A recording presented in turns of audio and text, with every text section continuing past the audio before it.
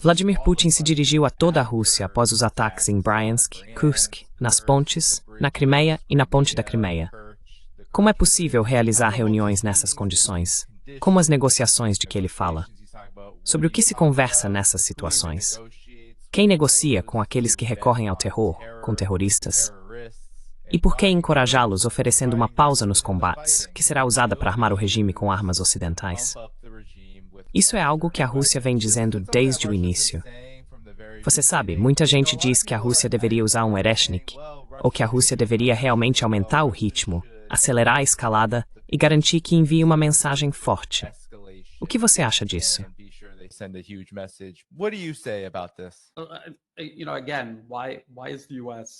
Sabe, de novo, por que os Estados Unidos estão buscando negociações?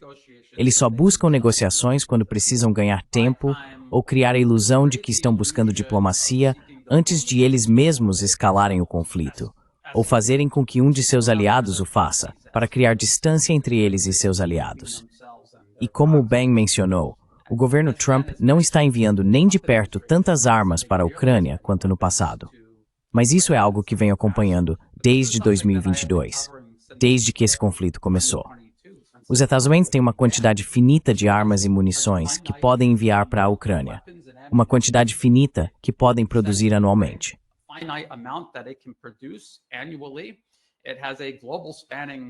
Ela tem essencialmente um império de alcance global. Precisa de armas para facilitar as outras guerras que está alimentando. Israel não poderia conduzir operações militares sem um fluxo constante de armas e munições dos Estados Unidos. Claro, eles também estão fortalecendo seu exército na Ásia, então estão ficando sem armas. Isso é algo que eu disse que aconteceria, que, seja lá o que eles estejam produzindo por mês, o que não é muito, uma pequena porcentagem ainda vai para a Ucrânia e continuará indo. Isso é absolutamente tudo o que eles têm para enviar. Então não é que o presidente Trump esteja tomando uma decisão consciente de não armar ainda mais a Ucrânia.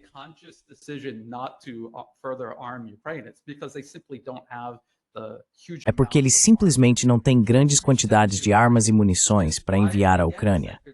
E é por isso que, novamente, o secretário Hegseth, em fevereiro, disse à Europa: vocês precisam expandir a produção. Precisam redobrar os esforços para enviar armas à Ucrânia, porque nós não conseguimos mais fazer isso. Precisamos dessas armas para a China. Precisamos dessas armas para o Irã. E na nossa tentativa de reafirmar a primazia sobre o Oriente Médio, temos 3 áreas em que estamos focando. Não podemos fazer tudo sozinhos, então precisamos que nossos aliados ajudem. Outra coisa que quero destacar é esse conceito de dupla contenção. A consciência da Rússia e da China sobre isso. Muitas pessoas não têm certeza se eles estão cientes disso ou não.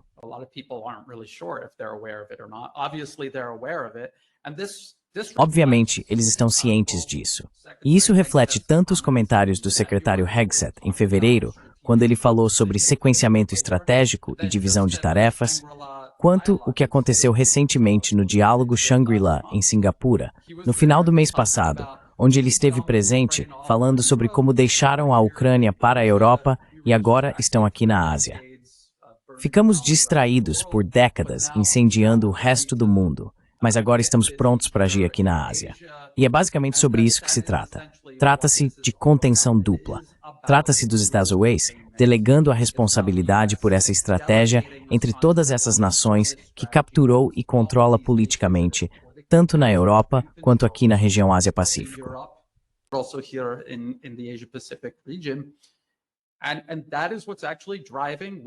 E é isso que realmente está impulsionando o que vemos acontecendo. O presidente Trump nunca teve a intenção de acabar com a guerra. É a continuidade de uma agenda. É exatamente onde o presidente Biden, que todos sabemos não está tomando nenhuma decisão por conta própria, deu continuidade. Foi aí que a administração dele parou. E isso é uma continuação do que vem acontecendo desde o início do século XXI. Essa é a estratégia pós-Guerra Fria, de eliminar todos os adversários ou concorrentes de mesmo nível ou quase do mesmo nível, seja qual for o rótulo que os Estados Unidos deem a essas nações. Ninguém pode ter uma política externa independente. O planeta é domínio dos Estados Unidos, e o país vai tentar manter esse controle sobre o planeta. E é daí que tudo isso se origina.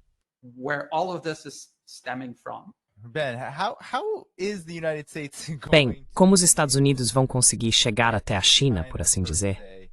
Porque é isso que Hegseth e o governo Trump continuam comunicando de forma bastante clara, que eles realmente estão tentando transferir a responsabilidade da Ucrânia para a Europa, por exemplo. Eles realmente estão tentando se afastar. Bem, a Ásia Ocidental e o Oriente Médio são um pouco complicados. Na verdade, há relatos de que estão enviando mais equipamentos militares para lá, supostamente tirando-os da Ucrânia. E sabemos o quanto os Estados Unidos estão atolados, aliados e financiando Israel. Mas como os Estados Unidos vão? Se existe esse grande Eldridge Colby e pessoas desse tipo, que têm essa grande estratégia de avançar para um conflito com a China, como eles vão fazer isso se estão tão espalhados por toda parte, inclusive na Ucrânia?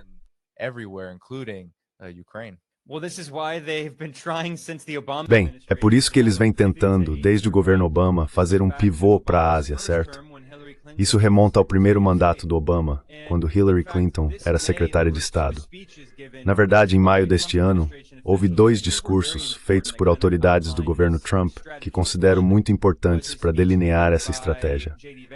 Um foi um discurso feito por J.D. Vance, o vice-presidente, na cerimônia de formatura da Academia Naval dos Asmols. Outro discurso foi feito por Pete Hegseth, o secretário de Defesa, no diálogo Shangri-La, que é a cúpula realizada todos os anos em Singapura, reunindo autoridades militares e líderes principalmente da região Ásia-Pacífico, embora os assuntos sempre se convidem. O presidente francês Macron estava lá, mesmo com a França estando muito longe do Pacífico. Mas enfim, vou começar pela fala no diálogo Shangri-La, porque foi extremamente belicista. Foi uma loucura. Hegseth diz que os Estados Unidos estão se preparando para a guerra. Ele repetiu várias vezes.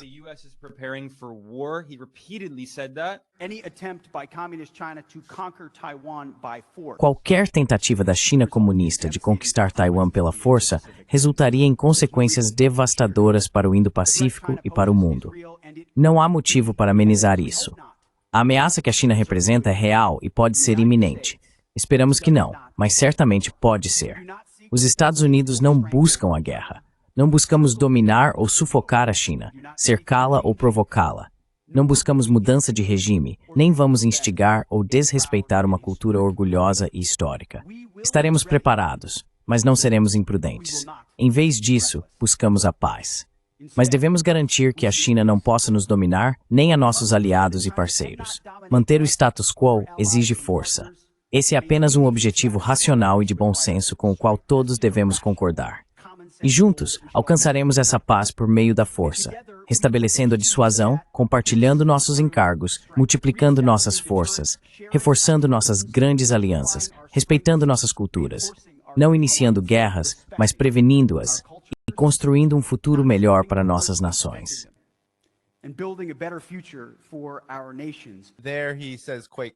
Lá ele diz de forma bastante clara, compartilhar responsabilidades. E o que ele tem feito durante todo o governo Trump é usar paz e dissuasão quase como palavras-código para a guerra com a China. É bom, você escolheu uma das partes mais caridosas desse discurso, onde ele afirma que eles não querem guerra e querem paz.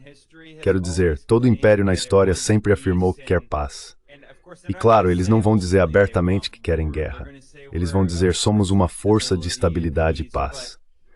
Mas quero dizer, até a Alemanha nazista dizia isso, que precisavam intervir na Polônia, que precisavam anexar os Sudetos na Tchecoslováquia para salvar os alemães. Tudo isso, quero dizer, é o que todo o império diz, certo? Os Estados-Unidos disseram que precisavam libertar as mulheres afegãs e tudo mais.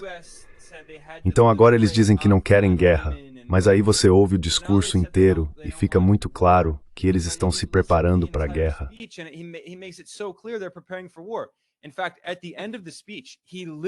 Na verdade, ao final do discurso, ele literalmente diz, isso é uma citação, estamos nos preparando para a guerra. Essa é uma citação exata do discurso. E ele diz, estamos nos preparando para a guerra pela paz. Quero dizer, é exatamente aquela coisa orwelliana de guerra é paz. Enfim, o ponto é que nesse discurso ele faz alguns pontos importantes.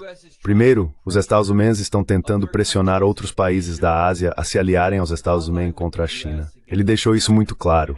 E esse discurso foi feito em Singapura, e acho que grande parte dele foi direcionada aos países da ASEAN, Associação das Nações do Sudeste Asiático. Mas a ASEAN, excluindo as Filipinas, todos os outros países da região, na verdade, mantém uma política externa não alinhada, e a maioria dos países ainda tem relações muito boas com a China.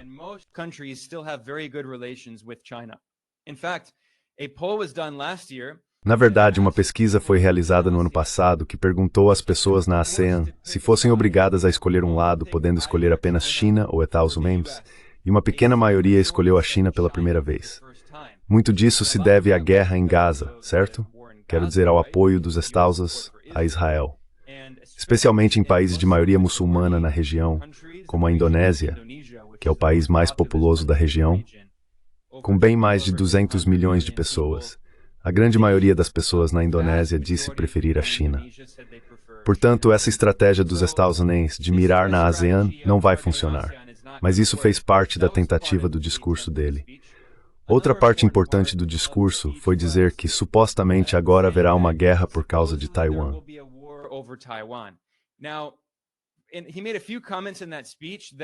E ele fez alguns comentários nesse discurso que eram obviamente favoráveis às forças separatistas e violavam o espírito da política de uma só China, ou do princípio de uma só China. Quando os Estados Unidos normalizaram as relações com a República Popular da China nos anos 1970, reconheceram a política de uma só China.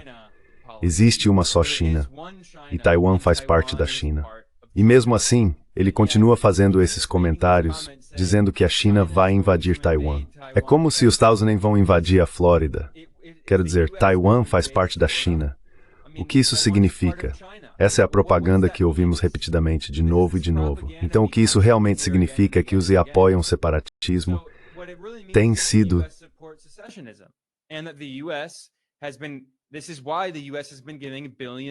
É por isso que os Estados Unidos têm fornecido bilhões de dólares em armas para as forças separatistas taiwanesas, porque estão se preparando para uma guerra com o continente através de Taiwan. Muitas pessoas compararam isso com a Ucrânia, mas ao mesmo tempo é muito diferente, porque a Ucrânia não faz parte da Rússia. Taiwan faz parte da China. Portanto, essa é uma questão que cabe à China resolver. É um assunto interno da China. Por que os Estados Unidos estão dizendo ao mundo para se preparar para uma guerra por causa de Taiwan? Isso é um absurdo. Em Pequim, as pessoas ficaram realmente irritadas com esse discurso tão inflamado, porque basicamente ele está dizendo que os Estados Unidos estão se preparando para a guerra. Outra parte desse discurso também foi absurda. Ele disse aos países da região, ele chama de Indo-Pacífico, que faz parte dessa tentativa dos Estados Unidos de rebatizar a região.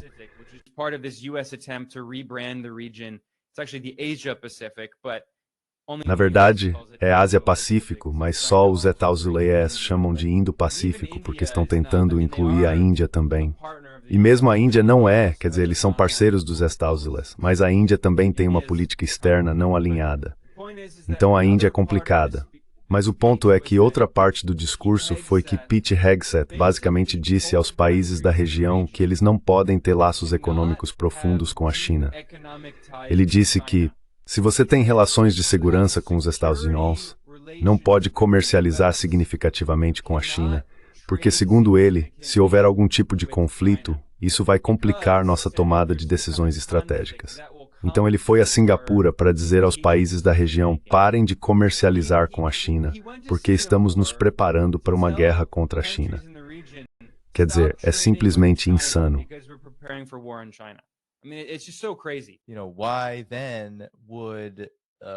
Sabe, por que então a Rússia, por exemplo, aceitaria algum tipo de acordo de paz com a Ucrânia quando ela é apoiada pelos Estados Unidos e os Estados Unidos estão agindo assim em relação à China?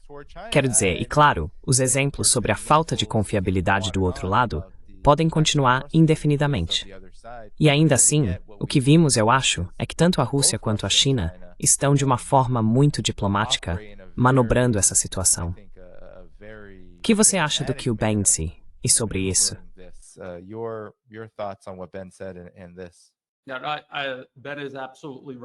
Agora, Ben está absolutamente certo.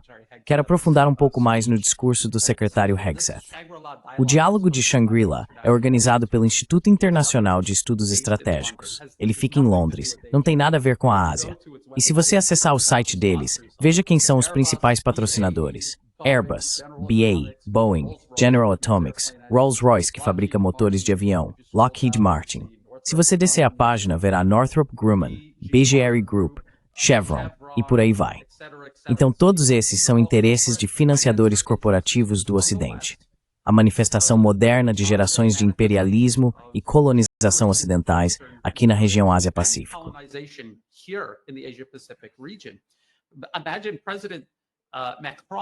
Imagine o presidente Macron, da França, que colonizou parte da região, vindo aqui e falando sobre o Ocidente e a Ásia e sobre manter o status quo. O secretário Hegseth também disse isso, o status quo. O que é o status quo? É a hegemonia ocidental sobre a Ásia, o Ocidente se beneficiando desta região às custas das pessoas que realmente vivem aqui. Então esse é um ponto. O secretário Hegseth disse que os Estados Unidos não estão cercando nem provocando a China. E, no entanto, se você ouvir todo o discurso, a maior parte dele é ele se gabando de quanto equipamento militar, tropas e interoperabilidade os Estados Unidos estão criando mais perto das costas chinesas do que das costas americanas. São tropas americanas, dezenas de milhares delas, expandindo sua presença militar mais perto da China do que dos próprios Estados Unidos.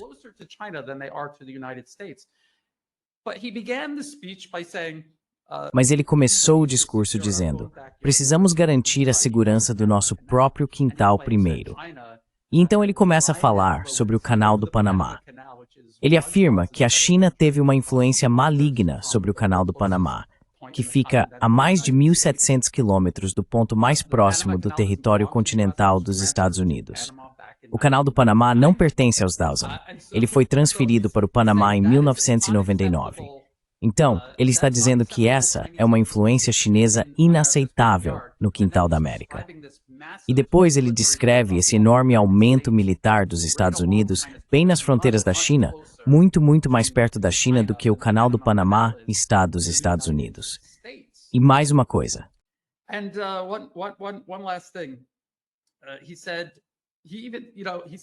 Ele disse que os Estados Unidos não querem guerra, e o Ben mencionou isso. Os Estados Unidos não querem guerra, mas os Estados Unidos estiveram em guerra constante durante todo o século XXI. Não houve um dia em que os Estados Unidos não estivessem bombardeando alguém em algum lugar do planeta Terra. E a China, durante todo o século XXI, não travou guerra contra ninguém. Eles não dispararam um único tiro contra outra nação. E então, em certo momento, ele até admite que ficaram distraídos por uma geração em guerras e mudanças de regime. Ele está falando do Oriente Médio, é claro. E da guerra por procuração em andamento que os Estados Unidos desencadearam na Ucrânia. E agora ele diz: agora estamos voltando para a Ásia. Para fazer o quê? Para fazer exatamente a mesma coisa na Ásia que os Estados Unidos fizeram em todo o planeta.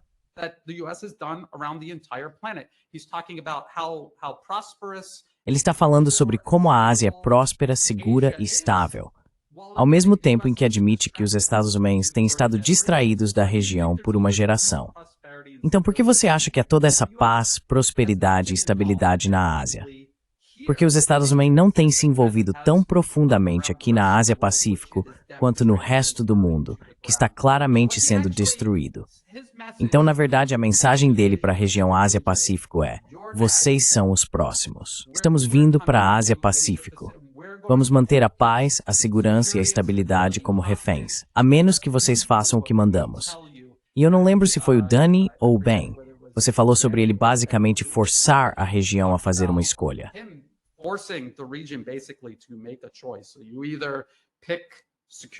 Então, ou você escolhe a cooperação em segurança conosco, o que significa se transformar na próxima Ucrânia, ou pode ter cooperação econômica com a China. Eles sempre dizem que não estão forçando ninguém a tomar uma decisão, mas ele literalmente usou a palavra insistir. Insistir e ter discussões difíceis, o que significa que você precisa fazer o que mandamos.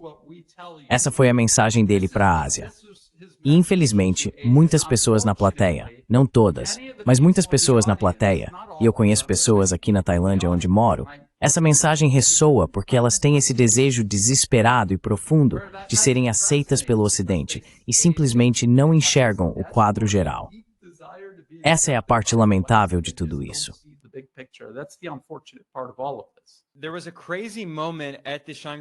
Houve um momento insano no diálogo de Shangri-La, essa cúpula realizada em Singapura, embora, como o Brian corretamente apontou, seja patrocinada por esse think tank britânico belicista financiado por corporações ocidentais. Mas nessa reunião, o ministro da Defesa das Filipinas estava presente. Teodoro é o sobrenome dele. Ele foi entrevistado por jornalistas chineses e simplesmente perdeu a cabeça com eles. Começou a gritar com esses jornalistas chineses e os chamou de agentes de inteligência chineses, sem qualquer evidência. Esses jornalistas, aliás, eu conheço, são apenas jovens jornalistas. Eles fazem um bom trabalho.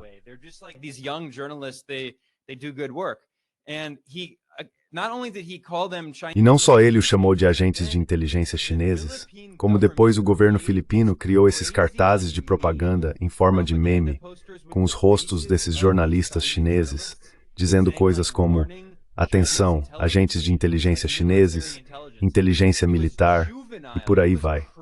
Foi infantil. Foi uma loucura ver o governo fazendo isso com esses pobres jornalistas chineses de 20 e poucos anos, que ficaram completamente surpresos com a situação.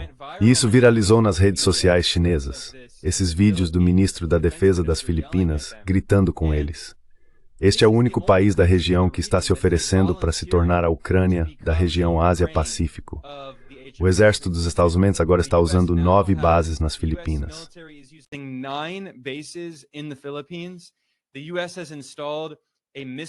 Os Estados Unidos instalaram um sistema de mísseis na parte norte das Filipinas chamado Sistema de Mísseis Typhoon, que tem um alcance de quase 2.000 quilômetros. Ele pode atingir a grande maioria das cidades na China continental. E ainda assim os Estados Unidos dizem: queremos paz, mesmo que no mesmo discurso, literalmente no mesmo discurso, ele tenha dito, abre aspas, estamos nos preparando para a guerra, fecha aspas, mas então ele diz, queremos paz. Ah, e a propósito, esqueci de fazer outro ponto rápido. Nesse discurso, Hegseth afirmou, no trecho que você mostrou, ele disse, não queremos cercar a China. Isso é objetivamente falso, isso é uma mentira. Eu fiz um vídeo sobre isso e destaquei que a Bloomberg publicou um artigo baseado em comentários feitos por Scott Bessent, o bilionário gestor de fundos de hedge, que é o secretário do Tesouro.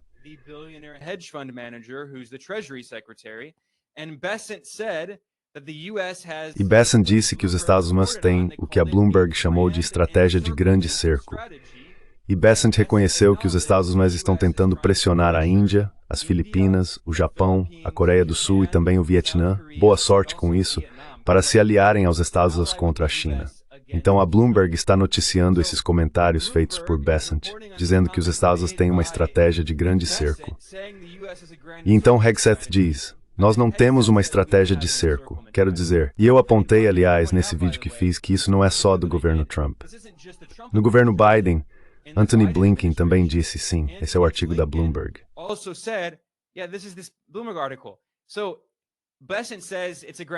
Então Bessent diz que é um grande plano de cerco, e depois Hegseth diz que não estamos tentando cercar a China. Eu apontei, aqui está esse artigo na Bloomberg. Japão, Coreia do Sul, Vietnã e Índia como parte de uma estratégia de grande cerco. Bessent disse, podemos abordar a China como um grupo. Portanto, essa afirmação é objetivamente falsa, mas eu destaquei que não é só o governo Trump. Se você voltar ao governo Biden, bem claro, se você voltar ao governo Obama, mas se você voltar ao governo Biden, Antony Blinken fez um discurso importante em 2022, delineando a política do governo Biden para a China.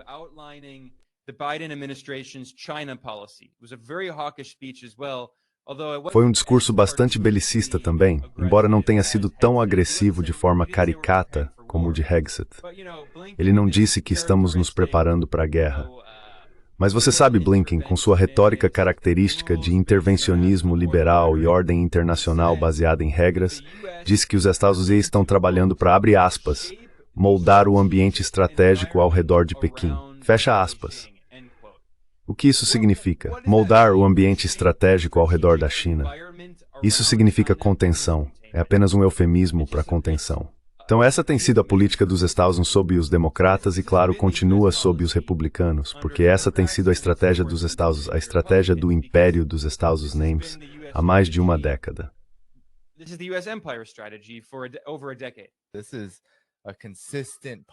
Esta é uma política consistente, que na verdade só cresce cada vez mais. E Pete Hegseth diz de forma bastante explícita que eles querem transferir, esse foi um grande ponto daquele discurso, eles querem transferir as capacidades dos Estados Unidos para a região Ásia-Pacífico e depois querem compartilhar o ônus, basicamente aumentando os gastos militares desses países, exatamente como fizeram com a Ucrânia, e criar todo tipo de forças armadas, todo tipo de exércitos com os quais os Estados Unidos possam se envolver para cercar a China.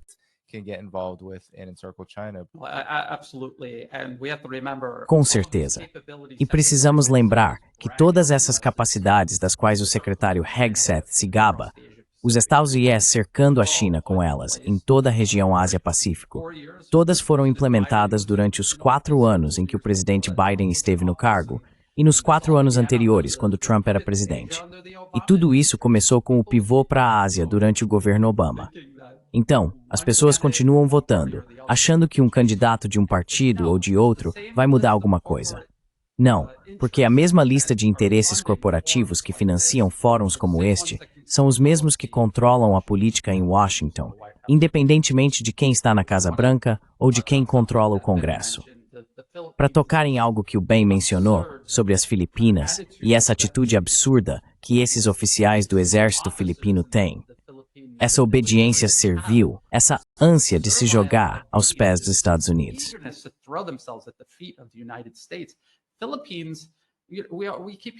Continuamos ouvindo sobre como a China está ameaçando as Filipinas. As Filipinas foram literalmente uma colônia dos Estados Unidos de 1898, quando os estados tomaram o controle da Espanha, até 1946, e só tiveram independência de fato desde então.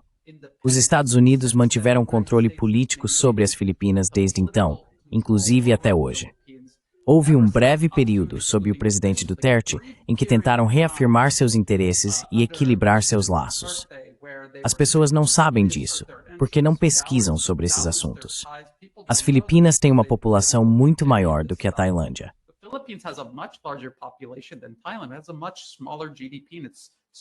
Tem um PIB muito menor. E isso acontece especificamente porque está sendo transformado em uma base avançada de operações pelos Estados Unidos, em vez de cooperar com o restante da região e, junto com a China, crescer com todos os outros.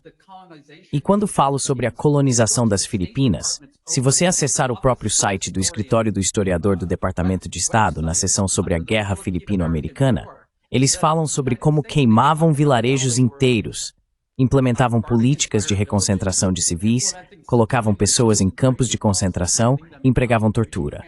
Ou seja, nada sob o sol mudou desde então.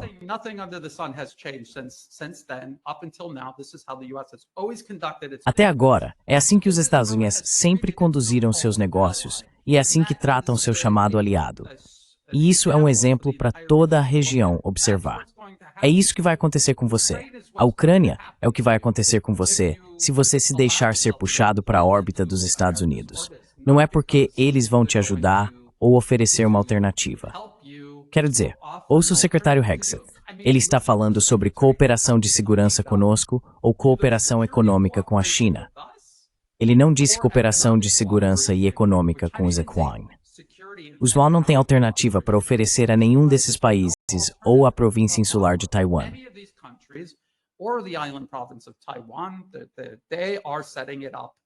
Eles estão preparando tudo para ser destruído, assim como aconteceu com a Ucrânia. E nos documentos dos think tanks que planejam tudo isso, eles admitem que tudo será varrido da superfície da ilha. Nada vai sobrar. E o objetivo aqui não é salvar Taiwan, é usá-la para causar prejuízos à China. Só quero destacar que os estados estão usando proxies, como a Ucrânia contra a Rússia, Taiwan contra o restante da China e as Filipinas contra a China, para degradar as capacidades estratégicas, de modo que se houver um conflito direto entre os Estados Unidos e qualquer um desses países, eles já estejam enfraquecidos quando isso acontecer. Isso faz parte da estratégia. Esse é o raciocínio deles ao fazer tudo isso.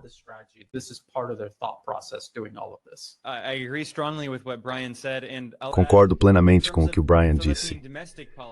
E acrescento em termos da política interna das Filipinas, que não devemos esquecer que durante a Primeira Guerra Fria, agora estamos na Guerra Fria 2, mas durante a Guerra Fria, nas Filipinas foram um importante proxy dos Estados Unidos, governadas pelo brutal ditador militar Ferdinand Marcos Sr.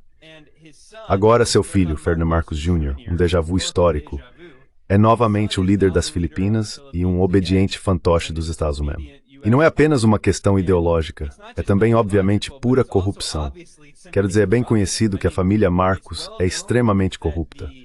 Marcos Sr. e sua esposa roubaram bilhões de dólares, e os Estados Unidos não só toleraram como facilitaram essa corrupção. É assim que o Império dos Estados Unidos funciona.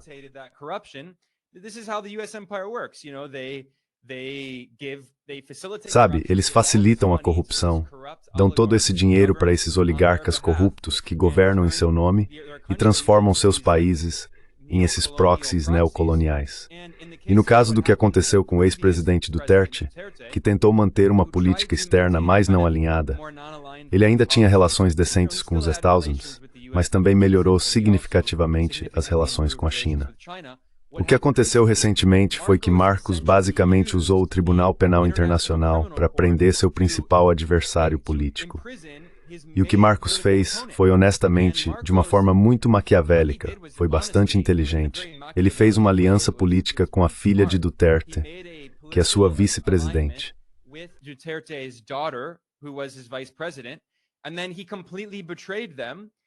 Então ele os traiu completamente. E usou, basicamente, quero dizer, nas Filipinas, isso tem sido uma grande polêmica, porque essencialmente o que Marcos está fazendo com o apoio de Washington é usar o TPI como uma ferramenta política para eliminar seu principal rival político doméstico. Enquanto isso, Benjamin Netanyahu, que tem um mandado de prisão em andamento por crimes contra a humanidade cometidos em Gaza, está viajando frequentemente para os Estados Unidos. Ele está cruzando o espaço aéreo europeu. Os europeus que afirmam apoiar a ordem internacional baseada em regras não estão fazendo nada. A Holanda, onde o TPI está localizado, não está fazendo nada, deixando claro que o TPI é apenas para pessoas da África e da Ásia, não para líderes ocidentais. E Israel faz parte do Ocidente coletivo.